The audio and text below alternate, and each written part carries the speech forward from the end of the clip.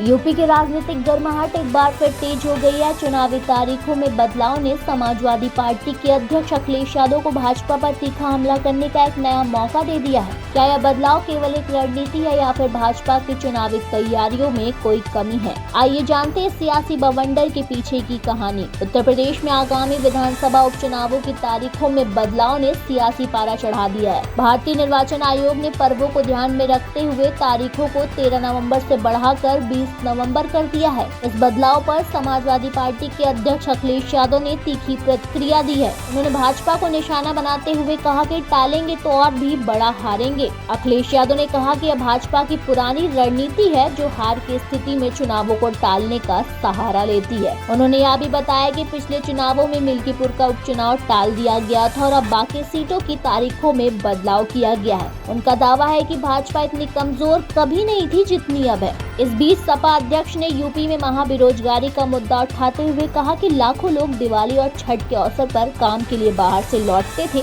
और वो उपचुनाव में भाजपा को हराने के लिए मतदान करने की तैयारी में थे, लेकिन जैसे ही भाजपा को इस बात का अंदाजा हुआ उन्होंने चुनावों को आगे खिसका दिया ताकि लोग अपने घरों को लौटने पर मजबूर हो जाएं और बिना वोट डाले वापस चले जाएं। अखिलेश ने अपने बयान में यह भी कहा है कि भाजपा की ये चालें अब और काम नहीं करेगी क्योंकि इस बार का दांव उल्टा पड़ने वाला है। उन्होंने स्पष्ट किया है कि सपा अपने कार्यकर्ताओं के साथ मिलकर भाजपा की इस रणनीति का मुकाबला करेगी। आखिरकार यूपी में उपचुनाव को लेकर जारी यह सियासी खींचातानी दर्शाती है किस प्रकार चुनावी तारीखों में बदलाव केवल एक रणनीति नहीं बल्कि सियासत का एक अहम हिस्सा है। ऐसे में यह देखना दिलचस्प होगा कि अखिलेश यादव की यह टिप्पणी भाजपा के लिए चुनौती साबित होगी या फिर भाजपा अपनी रणनीति के तहत इस बार भी बाजी मार लेगी। इस बीच सपा कार्यकर्ता अपने नेता के बयानों को लेकर उत्साहित हैं और भाजपा को हराने के लिए तैयार है।